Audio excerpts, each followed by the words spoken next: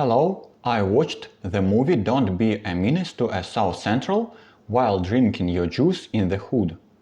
Overall, it's an interesting film. The plot follows a guy named Ashtray who meets a girl named Dashiki, falls in love with her, seduces her, or maybe it's the other way around, and ends up marrying her by the end. Meanwhile, in the background, Lock Dog keeps doing his gangster things, even though he wanted to choose the path of decent, hardworking man. That said, I wouldn't call this a plot-driven movie. It's more like a mix of skits tied together by a loose storyline. There are three main characters: Ashtray, Lock Dog, and Dashiki. The most colorful of them is Dashiki, who has 7 kids from different men in the neighborhood and lives off welfare and food stamps. Now she is looking for a husband to help raise them because, as I understand, she is struggling. She finds that person in Ashtray, who falls for her and marries her despite her past. Everyone around them knows the situation, but seems to take it in stride. No one really opposes their marriage. In the end, things work out for Dashiki. She had her fun, had kids, and then settled down with a man. This actually reminds me of my own family history. My great-grandmother married my great-grandfather, who already had 4 kids, my grandmother and her 3 brothers. So it's kind of reverse of Don't Be a Menace, but in my family. And let me tell you, it was really hard. Raising someone else's kids is tough, especially for a woman who has to cook, clean and take care of them. Though, to be fair, this was almost 100 years ago. Back then, kids were expected to work in the fields, so they were more like extra hands than a burden. The movie plays this for laughs, but hey, life happens. Then there's Lock Dog. He is portrayed as a gangster who shoots people, though never kills anyone. But he's also trying to escape the ghetto. Not through education, but by getting a job. Of course, he goes about in the wrong way, fails and ends up as a crash test dummy, which is basically a death sentence. It makes me think about Vietnam War, how black Americans were drafted just like everyone else, sent to fight, and treated equally in the trenches. But back home, where could a guy like Lock Dog make it? Only in the worst jobs. At least he managed to hang on somehow.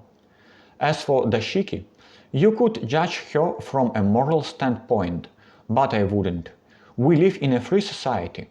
People do what they want, and as long as she wasn't deceiving anyone, she was upfront about her 7 kids, who cares? Now about the references. This movie is packed with them. I watched a few YouTube reviews breaking down dozens of notes to other films, but since I haven't seen any of those movies, I missed them all. The pacing is fast. I was never bored.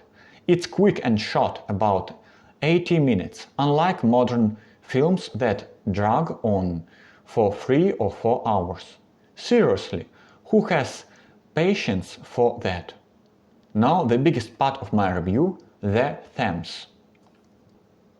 Absurdity of normal. When Ashtray's dad is younger than him, it's played for laughs, but I just accepted it. It's like how in House of the Dragon, a rich Valyrian family is played by black actors, and no one bats an eye when their kids are white. Or in Rings of Power, where we suddenly have black hobbits, elves and dwarfs. Worried that there are no Asians, though. Stuff that used to be jokes, Don't Be a Menace treated it as a one, is now just reality. Stereotypes about black people. The movie tackles issues like welfare dependency, gang violence, lack of education, and historical oppression. But honestly, as someone who's never been to the US, I don't know how much of this is real or exaggerated. Racism is such a politicized topic that it's hard to say anything definitive. I do know that the whole decaying West narrative is overblown. Friends living in Europe and the US say their quality of life is way higher than in post-Soviet countries. You can take the shiki out of the hood. This line sums up how the ghetto shapes people's lives. It's a trap. No money for education, no education for good jobs, no jobs for money. The shiki might change after marriage, but the movie leaves that open. Loose dorm. Ashtray is kind of a schmuck. A virgin turned stepdad to 8 kids overnight. Thou break. Tough break. This movie is bold to today's standards, full of swearing, racism, sexism, and jokes about homophobia. It doesn't try to make you sympathize. It's just fun. Some skits drag, like the double murder at the start. One was enough, but others hit hard. Like when a bullet nearly blows off a door, reminded me of a time at camp where a dart almost hit someone's neck. Too real. Final thoughts. Best watched with friends or an audience. Probably hits different when you are younger. Made me want to rewatch the films it parodies. I've seen Oz, so some scenes felt familiar. The vibe of cozy. No smartphones, just pagers and landlines. People actually talk, help each other and care. Ashtray truly loves the shiki. The grandson truly loves his grandma. Compared to today's isolated screen-glued life, this feels warmer. If judged as skits, not all land perfectly. The Soviet nug joke, gold. 8 point from 10, a solid, funny film. Thanks for watching.